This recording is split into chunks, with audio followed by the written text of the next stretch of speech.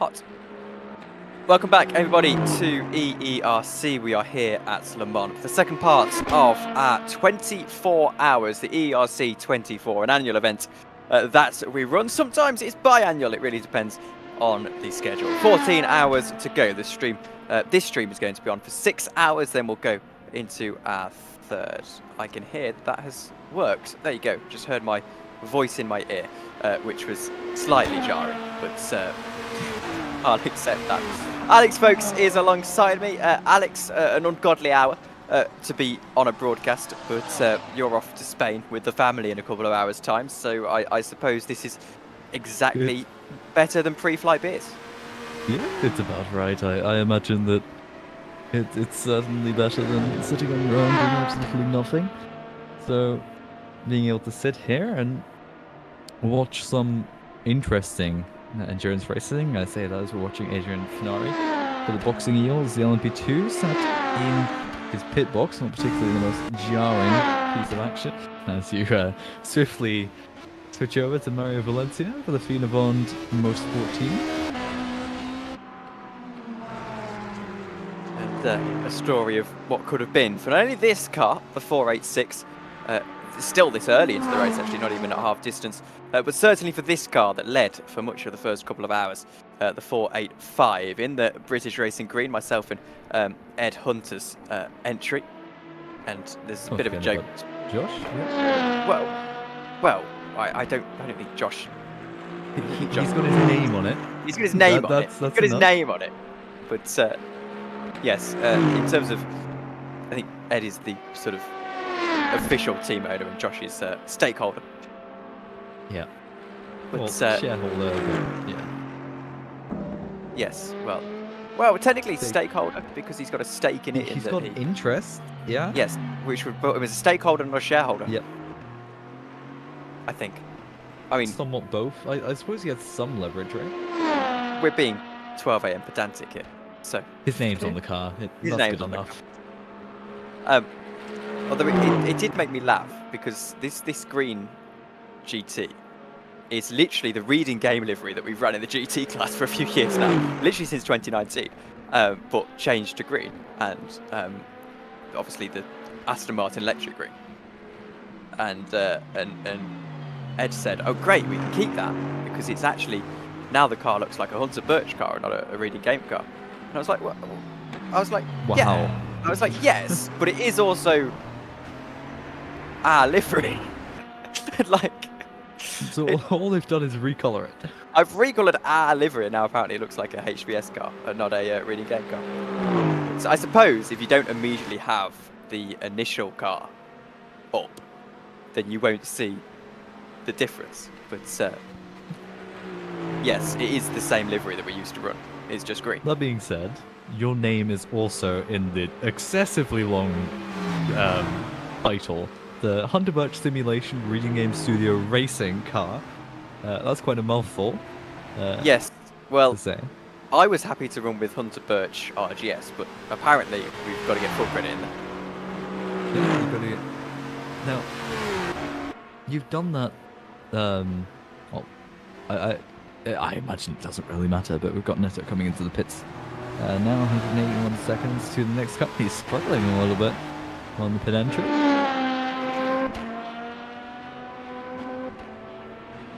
I will actually send you a picture of the old-ish GT car and demonstrate to you. Here you go. I'll show it you from our 2022 lineup. I don't have a proper picture. In fact, no, I'll find a proper picture of it for you, just so you can see the similarity in the car. But obviously, we're running the commemorative British Racing Green. I found an excuse actually for it. I said, well, you know, the team's been going for 4 years, which was actually just, I was playing around with a livery, saw that British Racing Green looked cool, couldn't justify changing it permanently, so said, actually, you know what, commemorative 4 years.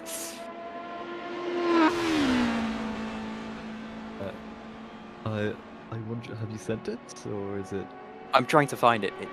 The good screenshot of it is from 2 years ago, so I have to scroll up in mine and Jan Santon's DMs. Hello, Jan, by the way, if you're watching. Jan Santon. A name I've only ever heard of.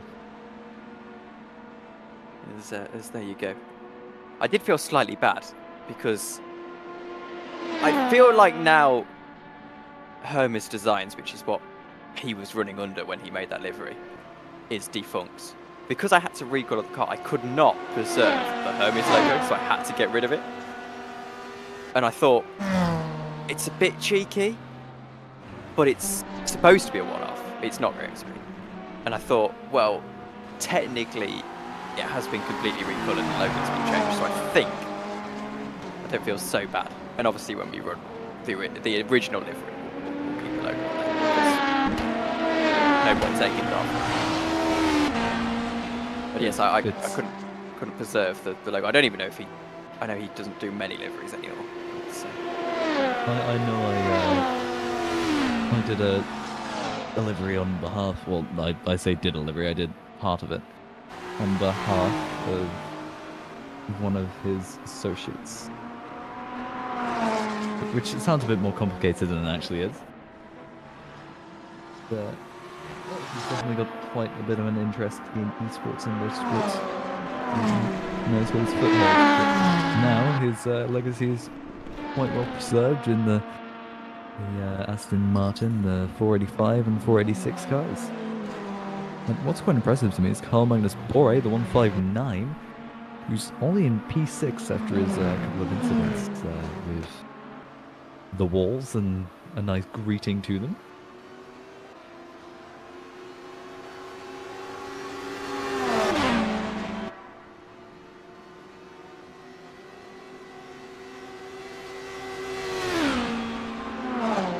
Are you doing okay, Tom?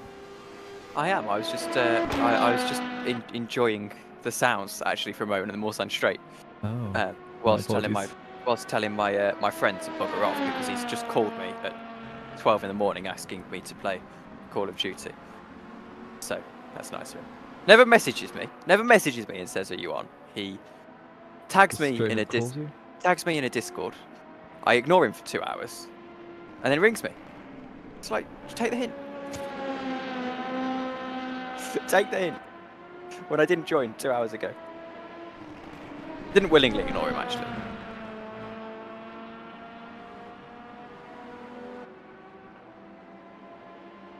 I think you did. I think you willfully ignored him constantly, all the time. Well, he messaged me during my 15 minutes of hell, so I had other things on my mind. Hey, you should have taken it out on him.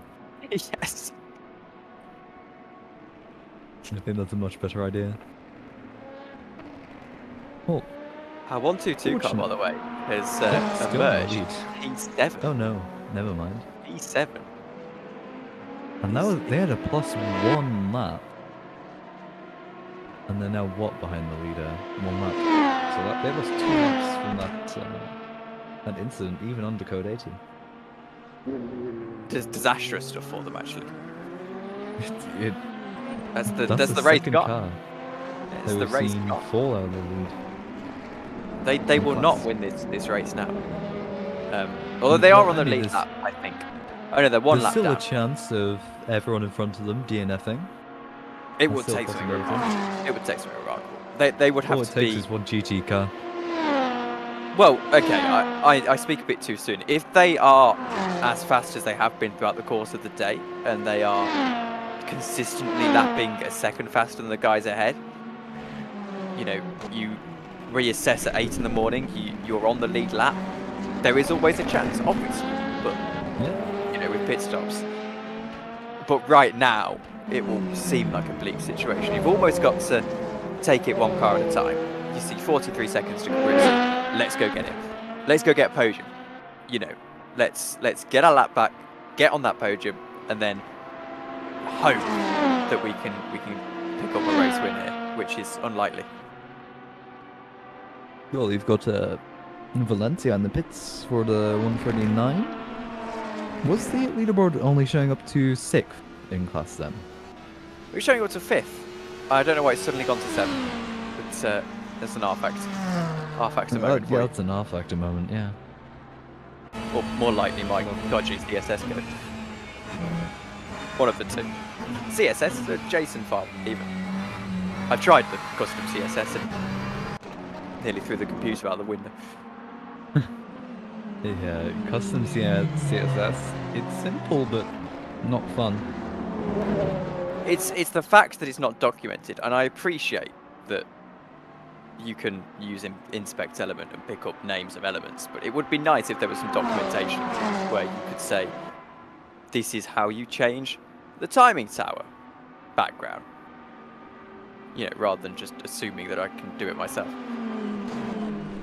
Yeah, well, I imagine it's a very obscure 3 lines of code with hex codes and all sorts.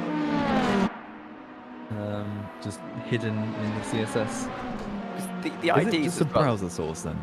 Yes, and the IDs as well are really confusing. So you go into your browser and you inspect elements to try and get that ID.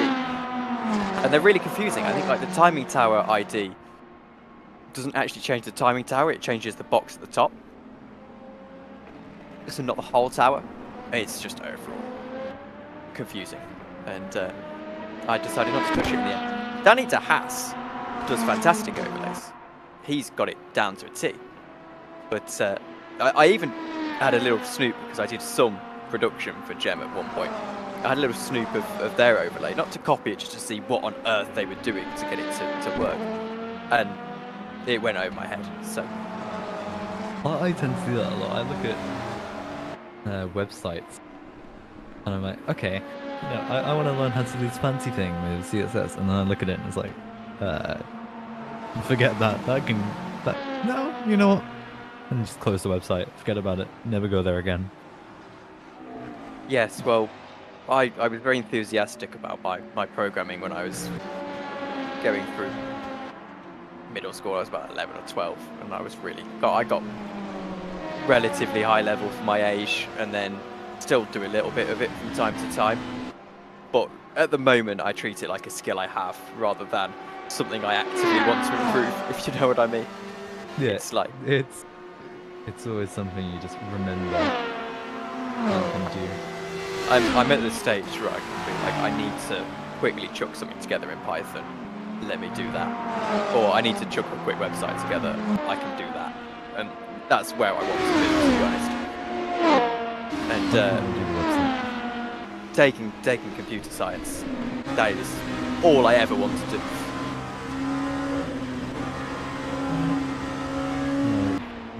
I'm sorry for you. Yes, I'm doing well in it, but definitely not going to be carrying it on into uni. That is... No. Computer science is one of those horrible, horrible ones. Things that especially are... with Python. Our A-level in it is a joke. Well, actually in our A-level we're doing Visual Basic, so it's even worse. Oh. What? Now that I feel sorry for you. I'm smashing it. I got like an A star in my coursework, but That's well, coursework, actually, though. yes, very easy. Well, it's not easy. It's very long, but it's not. It's not difficult. Which is frustrating me. You demonstrate a skill, but and you need you have to to write demonstrate 16 pages about it. Yeah. 48,000 words. And the best part is, the project that I made doesn't even work. There was a bug in the code, and the problem was it moderated? Well, no, here's the thing. So it doesn't have to work for you to get a good grade. I still got top grade on the code, even though it doesn't work. There's an issue with the searching algorithm, I think. There's an issue with the searching there's an issue with the sorting algorithm, which then, because I use a binary searching algorithm, you have to basically manipulate data. That's the point of the coursework. And because there's an issue with one algorithm, the search doesn't work. So basically the entire premise, after a certain point, doesn't work. If the data is already sorted, it's fine. You put it in sorted, it's okay. But it can't sort itself because that's broken. And the problem is that you have your development section, then you have your testing section. So this obviously only flagged in my testing section because that was when I actually put more data than like, oh, it works into the little system. And it flagged up and I was like, oh, it doesn't work. And I said to my teacher, well, that basically just means the entire project is pointless. He's like, no, keep at it, you'll just write about why it doesn't work. And that was it. So I'm going to submit this coursework that doesn't work and still get a good grade. So rid on with that. I mean, you're going to get the marks for testing and filling out. Because it always looks suspicious when you test something that's all correct, doesn't it? Yeah, well, especially on coursework. If you've got a test plan and it's all just perfect, that's where you have an issue.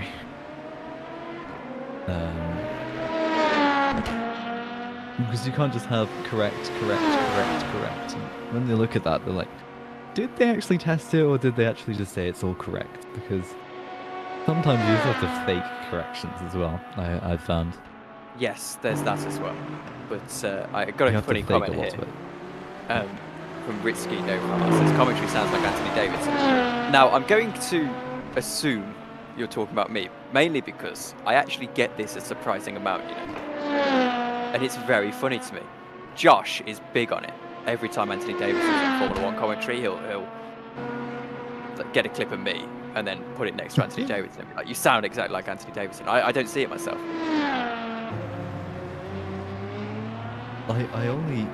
I think it's only the way that you intonate words rather than just how you speak. Hilariously, my mum said this because she was watching Formula 1 without me one day, and she goes, "Do you know that Anthony Davidson speaks like you?" Or I speak like Anthony Davidson, you know, because he sort of came first. It's not the sound of your voice; it's more just how you talk. Although it makes sense. I've grown up listening to these people commentate, so naturally my commentary style has developed around them. A bit like how, you know, you can see certain footballers of a generation have got a bit more cliches than we have a free Anthony Davidson.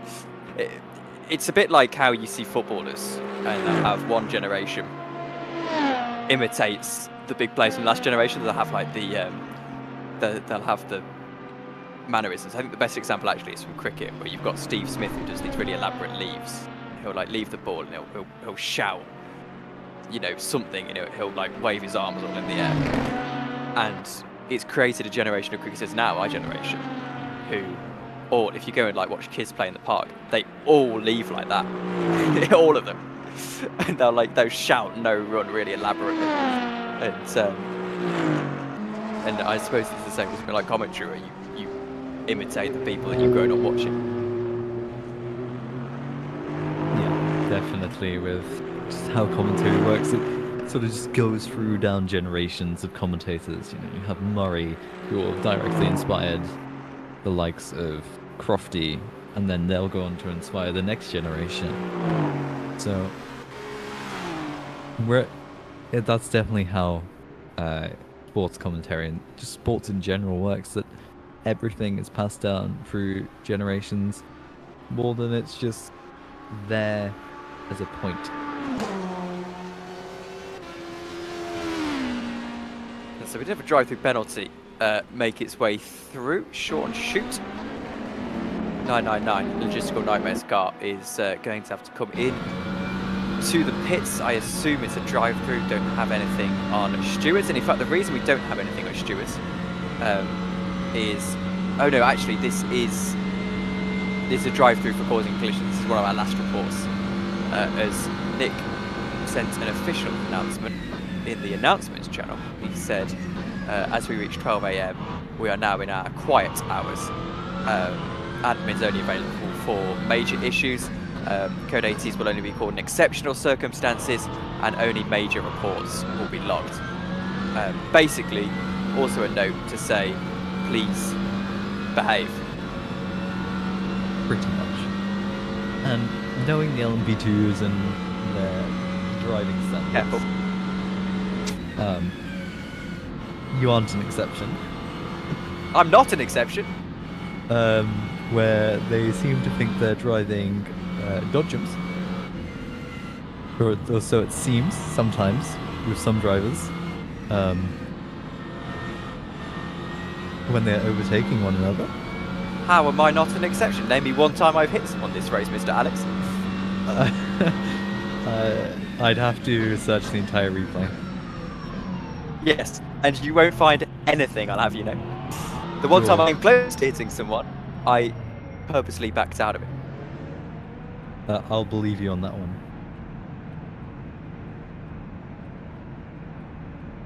Yes, well, you better. or else what? Or I'll do an ed and send your corpse to your family. I wouldn't do that. No, you'd keep it for yourself. This is late night endurance commentary if I've ever heard it. Oh, weird. I think I'm one of the least offending LMP2s, actually. I'm not going to say I'm perfect because it's very difficult to pass GT cars. And to be honest with you, GT cars are very unhelpful most of the time. Which is why I love passing someone like Pascal Egger, who has driven LMP2 and understands the struggle. Well, they don't have to hate the hype. move out of the way. They don't have to defend from you, like some of them seem to do. Okay, I occasionally defend from a hypercar, but in circumstances. Let me explain. For example, today there was a point where there was a hypercar flashing his lights trying to pass me into Mulsanne corner, and I wasn't going to hit dive bombs. I knew it sent us both off the road, so I moved over before the break. So not dangerously, he was well behind me. I basically just moved over to stop him having the room for the dive bomb, and I think that is perfectly fair. I prevented someone dive bombing me, and he had plenty of space to realise what I was doing. I think that's just smart. I also did it at Hockenheim purely because there was a hypercar behind me being really, really eager, and he wanted to pass me into the final corner. So I just I put myself in the middle of the road because I was like, if you pass me to that final corner, we are both going off the track. So I'm going to defend from you, and I'm going to annoy you, and it's going to be really funny. But I'm also going to stay on the track.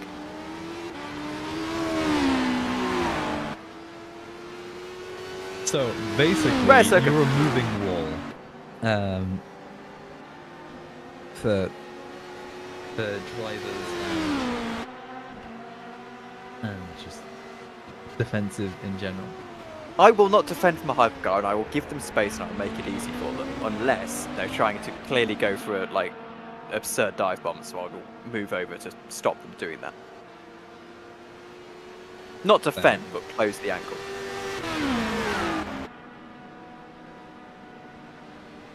That's a useless flashing of lights, I'll be totally honest with you. I also don't do that, Mr. Alex, in order to prove my cleanness. Don't flash my lights. Apart from in exceptional circumstances. If I'm held up by my same class car for half a lap, I'll flash my lights, but other than that, no chance. Yeah, I don't get why people just flash their lights for no reason. Other than to be annoying in your mirrors. I hate in real life when they flash their lights to distract someone, because it's allowed in WEC. As long as it's not excessive, it's allowed. I think that is cheating, is what that is. I think you've just you've been driving too much and you've been flashed a couple too many times. That sounds weird, but no, I would die on the hill, and he was actually saying thanks for moving. Fair enough, Andy. But I would die on the hill that in real life endurance racing you should not be allowed to flash someone to distract them, because that is cheating. I mean, if you're flashing someone, that might be indecent, to be fair. Flashing your lights. I'll see myself out. At least it's not as bad as Josh. Yeah, that was a terrible one. It took me a moment as well. It's even worse when I realised. At least we know you aren't guilty of it. Or are you? Whoa, hang on. Oh. Putting me on the spot here. Yeah. Deary.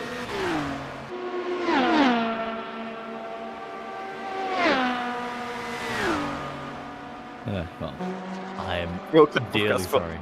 Broadcast full silent for 20 seconds. I am. We were talking about lights, and now I'm going glad. into- I'm glad you're leaving the country in 2 hours' time. wow. Are you really that ashamed to share a bit of landmass with me? Yes, well, absolutely. Oh. Anyway, That shall is truly a shame. we move on to more positive things than accusing each other of all sorts of nonsense? How to stay awake during a 24-hour race then? Other than energy drinks, what's the method? Oh, it's a good question. I typically make sure that I get up an hour before the race. So if it starts at 2, obviously this is different. This year's been different because I'm on admin duty and also qualifying. So starting the race. So normally I don't start the car, but this year I have, and I did at Hockenheim as well, and it worked quite well. But typically I'll get up an hour before the race. So if the race starts at 2, I'll miss. Before I was admin, I'd miss driver's briefing, and I'd get up about 1:30. So I'd that would help me go through, because then by the time it comes to 1 o'clock, other people have been up since 10 a.m. Actually having a life, and I'd only been up for 12 hours, so it would give me that extra couple of hours. Other than that, don't start the coffee too early. That's a good bit of advice right there. You start shaking. Not necessarily that, you'll crash. Yeah, you also get too much energy. That's a bad thing.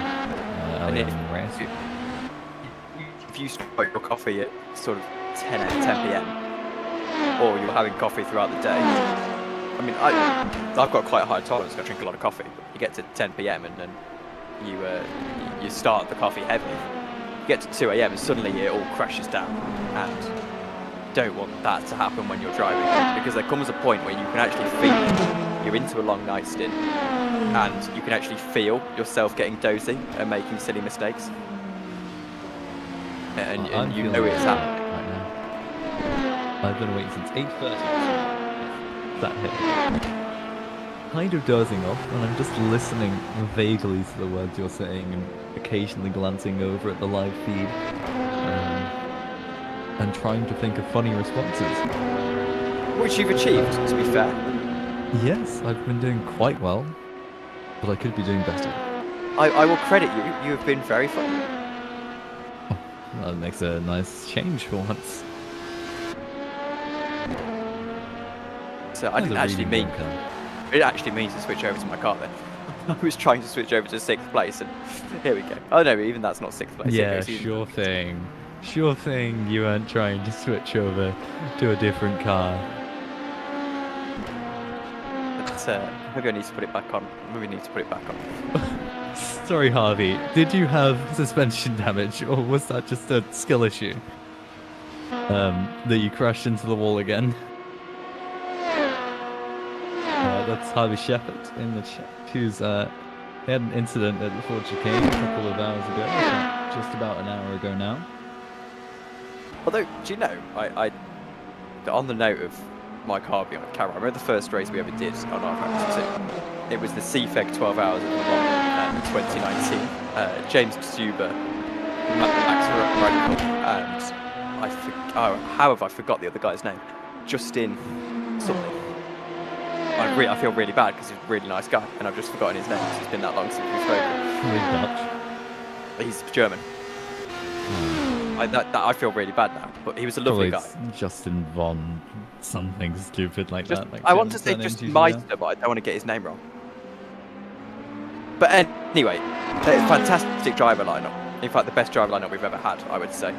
And it was 12 hours, so it was CFEG, and it was 4 times, 2 times night cycle. So basically, it was a 24-hour race, but in 12 hours. So it started in the day, had a night stint, and then ended in the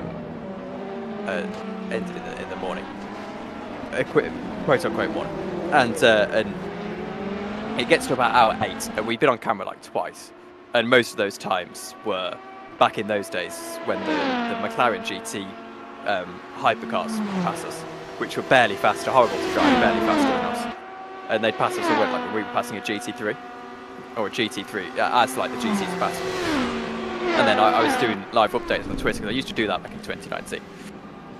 Stopped that when I realised how cringy it was. But then suddenly the commentator mentions, the commentator Matthew. I did work for CFEC for a while actually for their broadcast company, but this long so Matthew was saying like, oh, when this team's gone under the radar and they're having a really good drive in P5 or whatever. It's like we're on hour 10. It's hour 10, and you've just noticed us. We've been slaving away for 12 hours, for 10 hours, and finally we got a camera. Well, you got at least a little bit of picture time, and I think that's been the case for everyone. They've got a picture time, if good or bad, because they've either gone off circuit or they've had a nice battle with one another within their classes. And what I've just noticed is Ricardo Riva, the 46, closing up on that 21 of is that, how do you even say that? It looks like simple English, but how? How I would go with? Yeah, let's go with or Hoff. Hoff, like actually Hoff. Hoff is probably better. Yes. Yeah. By well, the way, read that. Hevilton has said, how much time can someone do in one stint? 3 hours? 4 hours? As much as they want. You have got 12 hours roughly maximum driver time throughout the course of the entire race. The exact number is not quite 12 hours, but that's roughly about right. It's something ridiculous. I'll work it out as actually it might be. It might be closer to. It is 15 hours. 15 hours. That's the other number I had in my head. So it's 15 hours. You can do 15 hours maximum throughout the course of the race. If you would like to do those 15 hours straight, you're more than welcome to. But yes, you can do as much as little as you want in a stint. Yes. Which is a lovely thing about EERC.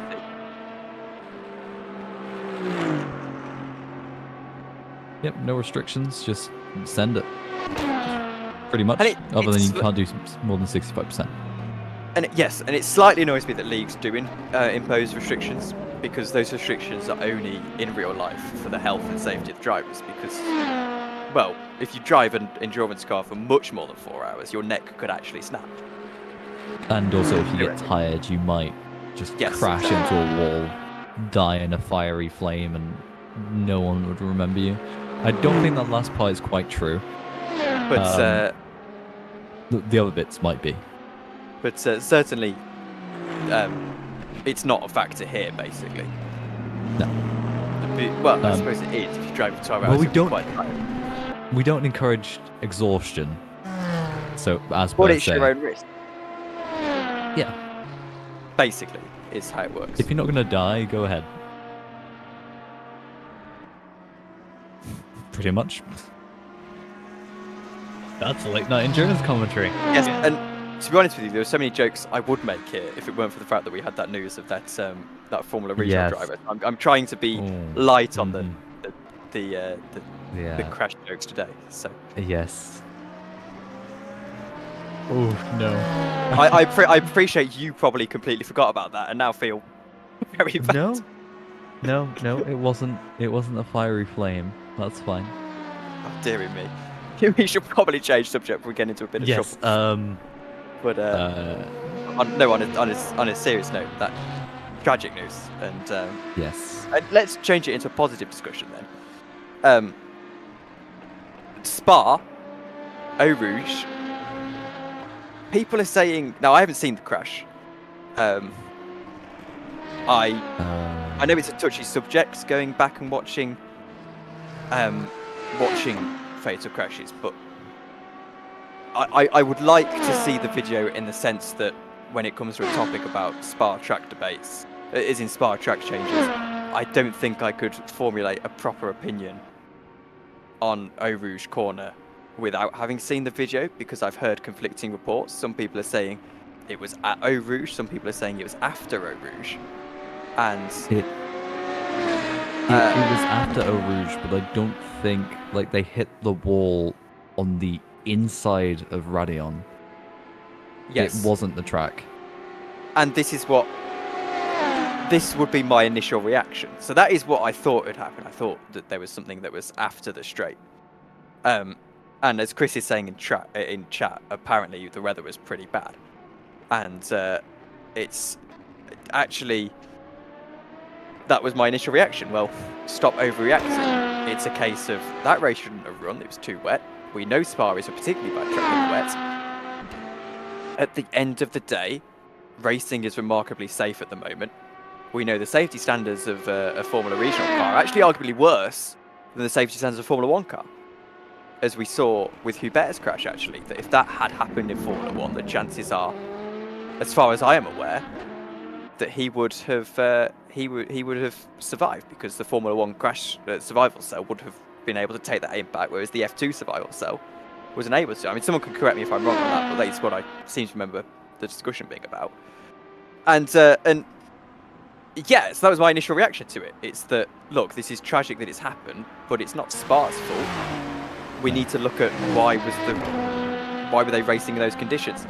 But what I also hope is that we don't now get even more hesitance to race in the rain, because I think it's one of the most wonderful things about the sport, and we need to judge each accident on the conditions that were there, and not try and now get all hypochondriac about conditions that aren't as bad. Yes, it was terrible. It was worse than Spa 2021. But you'd think from Spa 2021 alone, that would be good enough warning to, by the way, an FIA-sanctioned race control group. So you'd think that they would have some form of knowledge. In a very respected series as well. Yeah, they're very respected Formula Regional. You'd expect it to be perfectly, I can't say perfectly, nothing's ever perfectly safe, especially nothing motorsport related. Yeah, it's purely the fault of the race director that happened, because you can't really blame the track that a second impact happens, can you? No. When there's that much spray. And as I said, I haven't seen the crash. Chris has corrected me, by the way. There's a bit of disagreement in the chat, but the current F2 cars use the same safety tech over F1 circa 2017. Then Lorenzo saying that, basically agreeing with me. If you've seen it on the, I'm inclined to believe Chris here. But yeah, okay.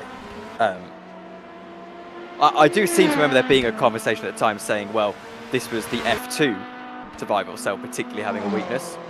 I'm not too sure. To be honest with you, 20-1 on a 24-hour race is not the time you want to be trying to cite sources for incidents. So take this as a bit of a podcast. You know, you wouldn't get your information from the Joe Rogan Experience, so don't get it from me, is what I'm trying to say. Or me. I've looked at the footage, unfortunately. It's horrible. But, no. Don't do your own research if you're really that interested. Anyway, lighter topic. Andy Tomlinson said for sim races, it'll be how tough your wrists are.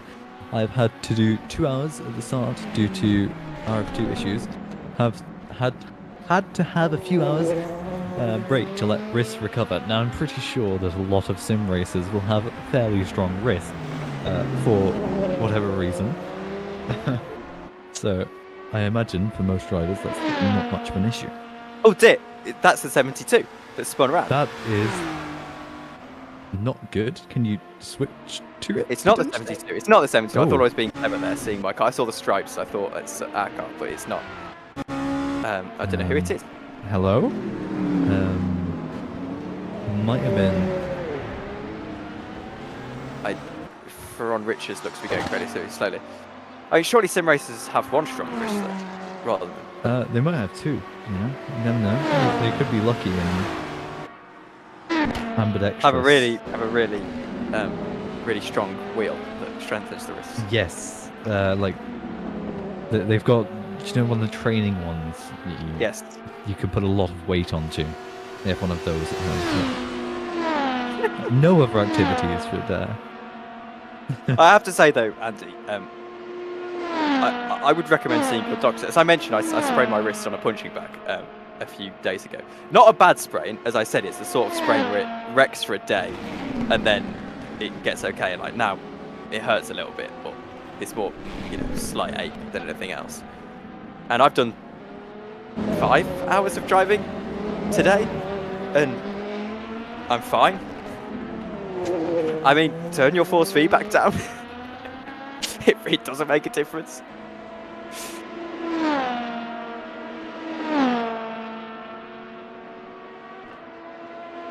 I mean, yeah, I've got a 5 Newton meter wheel. I turn it down to 40-50%, and I could go all day on it if I wanted to. Well, it would hurt my wrist if it snapped round.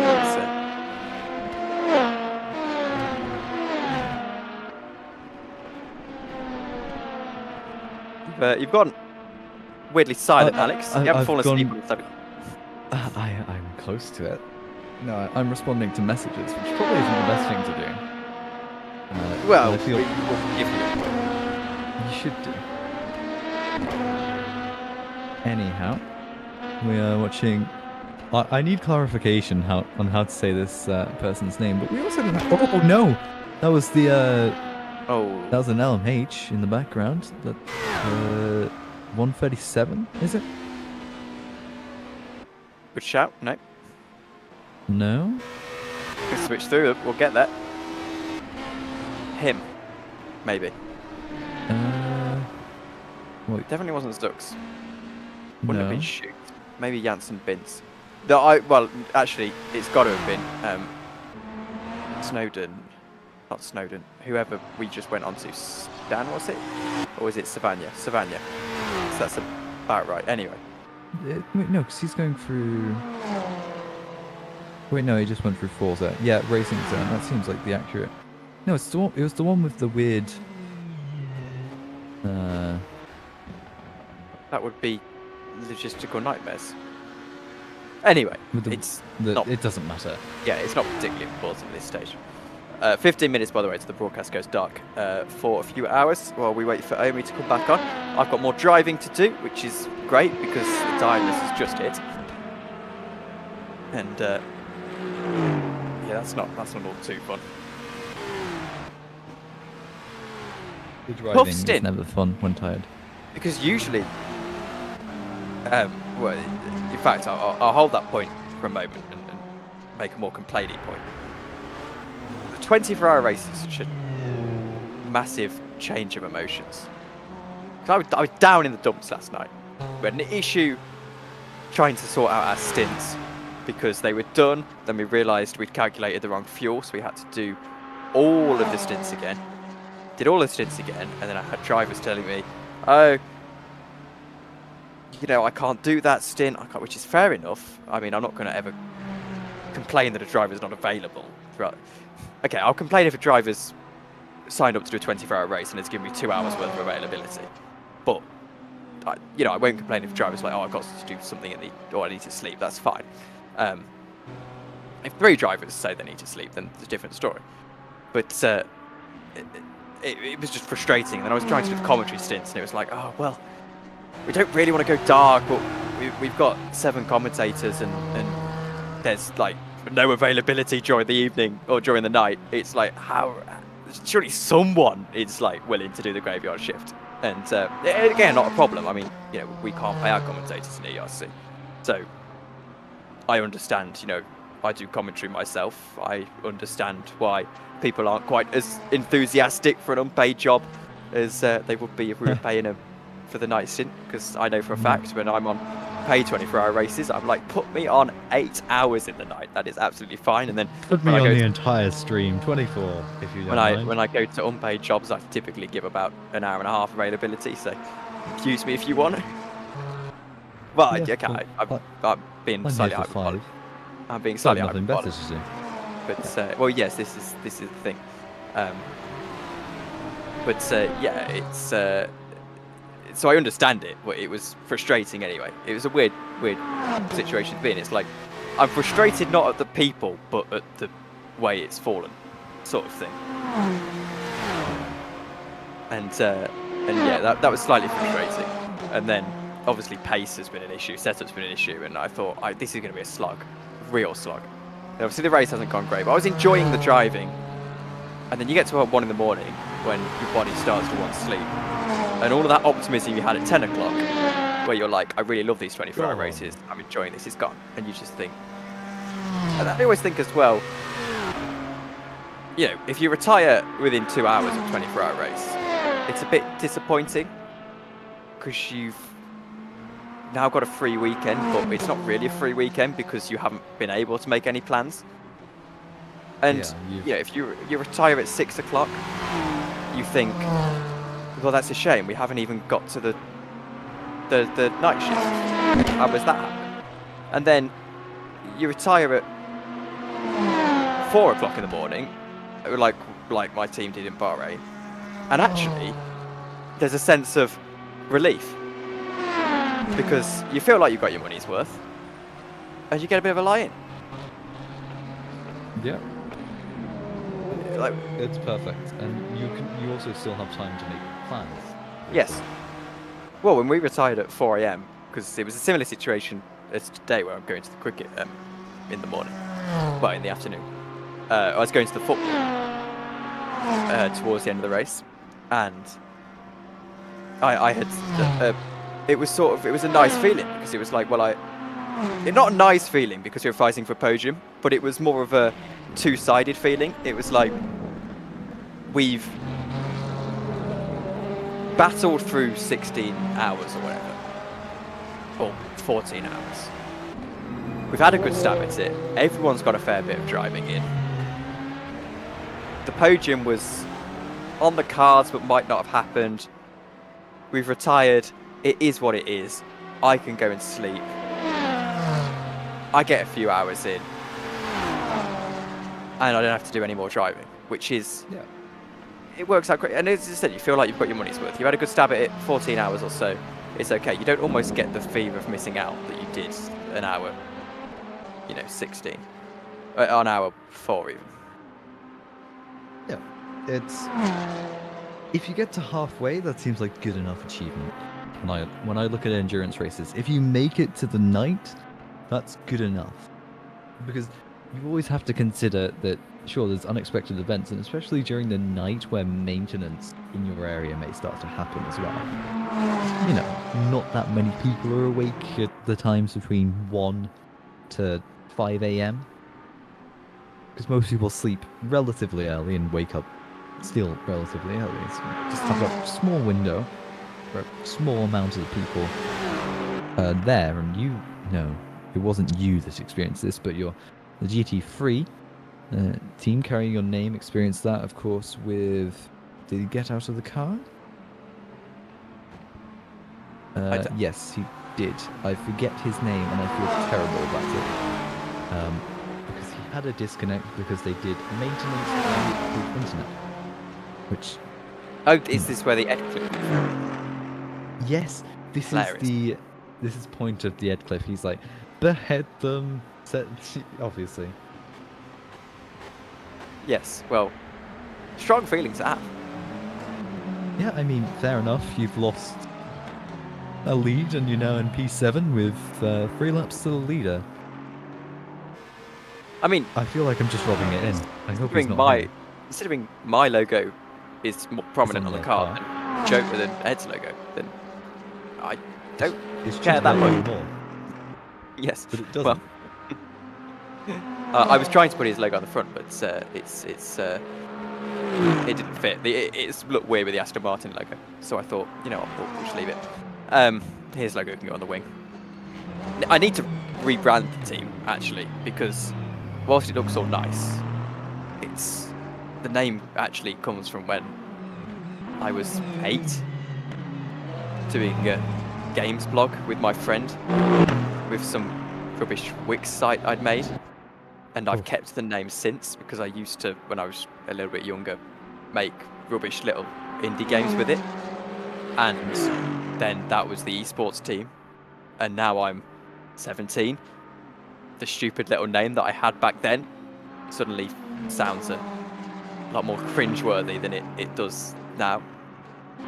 Patty says, commentator, I've heard your voice before, GPVWC. I don't know what Alex has done. I've done GPVWC. I have not done Gem. GPWC. A lot of iRacing. I mean, I can whip out the CV if there's any I'm potential gonna look employees. at profile. They might. I don't know. But yes, I've done GPVWC. If that's your question, I'd commentate FS2. Hold on. I've done for 2 Wait, years no, now. I need to check if this is who I think it is. Then it might be.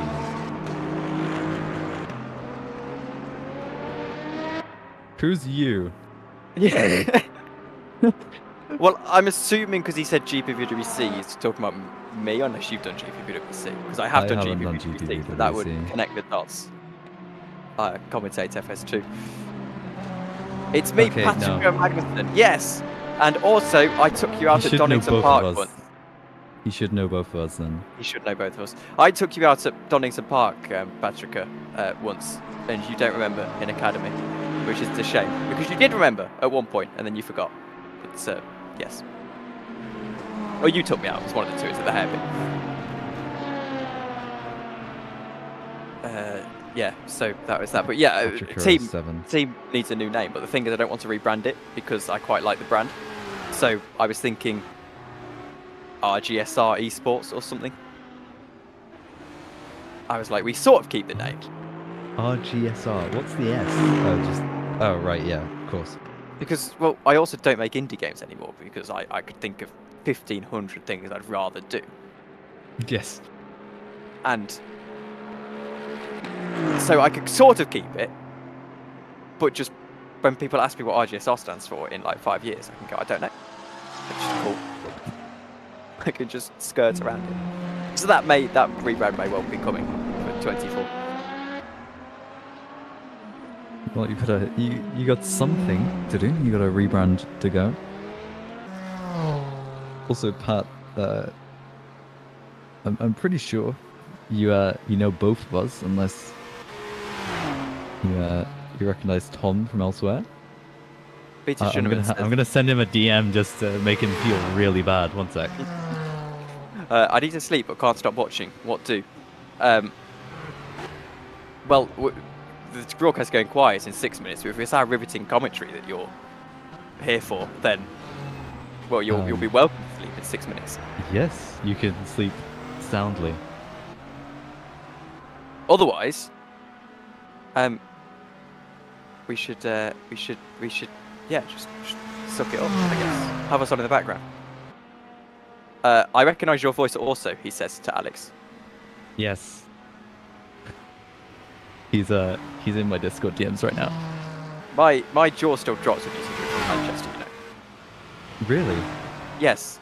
I thought you were Is European. You thought I was European? Wow. Look, I know we're technically European, but We are European, yes. England, do we count as... Because if I say European, you know what I mean. We're part of the Europe continent, but we're not. But are we? Are we? We're not This is what's always continental annoyed me. Europe. This is what has always annoyed me. We're our own island. How are we part of Europe? We're disconnected from Europe. How is Iceland part of Europe? It's not. This is what I'm trying to say. Is Sicily part of Europe? Yes, because Cyprus? Italy's connected to the rest of it. Well, Cyprus is close enough, isn't it? It's different. We're close enough. We're like our own thing. Plus, our culture's different to continental Europe. We throw plastic chairs and they don't. Well, That's actually really funny. but yeah, I mean, seriously though, our culture's completely different. It's hilarious how different it is. But Patty is disagreeing with you about Iceland. Is it part of Europe, Tom? by cultural definition, yes, but no. Also, this is where geography annoys me, because half of the stuff is It brings up a cultural. good point. Yeah, an underground tunnel. But that No, if you drop the sea level, we'd be connected. Right? We used to be connected. if you to drop the Europe, sea so level, we'd be connected to technically- America. Well, we're on the same We used to be plate connected as to Europe, right? Africa. We're on the same continental plate as Europe. Yeah, half of it. It's fine. Aren't we also on the same plate as North America? Aren't we? No, I don't think so. I You know what? You're gonna make me look up continental plates. It's been a while. Last time I had a geography lesson was pre-COVID, so Same actually. yeah. Tectonic plates. No, we're only on the Eurasian plate, so we're right, matched with I thought it was half and half. Europe and Russia. Because I And thought some invasion. I I'll think send you a map. yeah, thank you. Because I thought actually it was a case of the I thought it was a case of that's why we had the mountain range. There was a time when the two plates were close to each other. But yes, thank you. I appreciate that now. That's fair enough. But Asia's on that plate as well. So this is where No, that one's just like. But there is two different cultures there as well. This is where the definition of continents is not a geographical one. It's a total misnomer. This is where the definition of continents is a pure convenience one, so that we can get a better understanding of the world and whereabouts things are. Yes. 'Cause it's so arbitrary. It's so arbitrary. But it's only Europe and Asia that has this issue. You know, you got Australasia, Antarctica, Africa, South America, and North America. They're Those are all also both fine. connected. They're also both connected. No, they have the Panama Canal. That splits them, right? They would be connected if it weren't for people making a canal. Also, I asked you to refer to that map. They are also like. Oh, separated plates. Tim Snowden's got fed up with our geography discussions. Has been the gas that we stopped talking about it. So yes, that's my overarching point, that continents are stupid and purely arbitrary, so that we know whereabouts stuff is. But also the point that I was going back to is that if I refer to someone as European, I mean continental European, and England isn't part of that.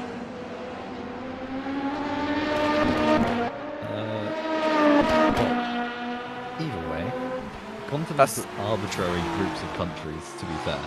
Yes. That's all they are. Which is why you should take Africa. history, not geography. Agreed. If you are going through British education, like early on, pick history. Yes. Or science, or pick the sciences if that's an option for you. Anyway, we, Alex, folks, we are ready to outro the stream. Your first EERC 24 experience. But hopefully not the last. Well, thank you very much for joining me. It has been a pleasure. As much as we have bantered and ripped into each other, it has been a fantastic couple of hours. And well, enjoy your family trip to Spain. I hope you're not bored too much. No, I probably will be. By the family, but I'll make sure to tune in tomorrow. I'll ask you for your closing thoughts quickly on this broadcast. Well, we seem to have made a fair amount of jokes regarding both drivers, commentators alike, and also ripped into some of the drivers unintentionally. But other than that, there's not much to say. We've gone over some of the most interesting parts. I have no closing remarks other than thanks sticking around, and you'll be greeted in just about 4 hours by Well, for myself, Tom Dillon, thank you very much for watching this commentated on portion of the broadcast. As you can see by the announcement on your screen, we'll be without commentary from 1 BST to 5 BST and then 7 to 9. But for now, thank you very much for watching. Broadcast is going to go dark for a bit. We'll see you later. Good night. Bye.